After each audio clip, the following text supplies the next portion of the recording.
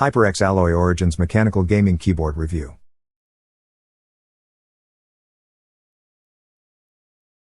With its vibrant RGB and petite frame, the Hyperx Alloy Origins 60 looks and feels great.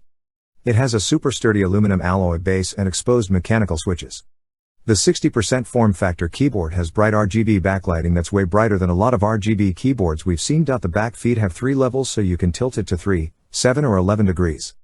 It comes with a detachable, 1.8 meters braided USB-C cable and double-shot PBT keys with side-printed secondary function keys. A keycap puller and additional keycaps come with the keyboard, including a sinuous spacebar. The mechanical keyboard comes with Hyperx's red linear key switches and a 2-year warranty. With its vibrant RGB backlighting and PBT keycaps, this keyboard doesn't have that annoying shine that keyboards have. This means the letters shouldn't rub off. Its 60% form factor design is awkward at first, since there are secondary functions printed on the sides of the keys. Linear Hyperx red switches feel great, and they sound great. The red switches are good for gaming because they have a shorter actuation point of 45 grams and a total travel time of 3.8 millimeters.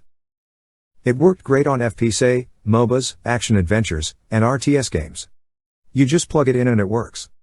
It has full anti-ghosting, and works with Windows 7 and up, with cross-platform compatibility. Because of its aluminum base, it weighs a lot for a 60% keyboard, while the Razer Huntsman Mini weighs just a pound. With Hyperx's Ingenuity software, you can customize your lighting with up to 3 RGB presets, and your key settings, and macros. There are only 3 presets, and 10 lighting effects, which is a little disappointing. It's easy to install and has a quick firmware update once you launch it, then it's good to go. I like the design of the Hyperx Alloy Origins 60 gaming keyboard. The materials used to build this keyboard are high quality, for example the double-shot PBT keys, and braided cable. However, there aren't as many options for lighting presets, especially considering it's a gaming keyboard. It's heavy and you need time to learn the secondary key functions.